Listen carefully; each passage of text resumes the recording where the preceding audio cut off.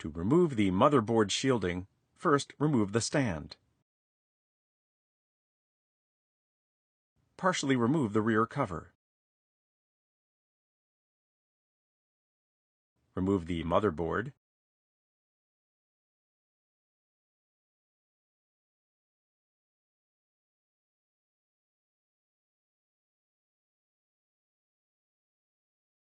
And the stand hinge. Detach the 6 Phillips No. 2 screws that secure the motherboard shielding to the rear cover. A stencil of an arrow will indicate the screws for the motherboard shielding. Pull the motherboard shielding out of the unit.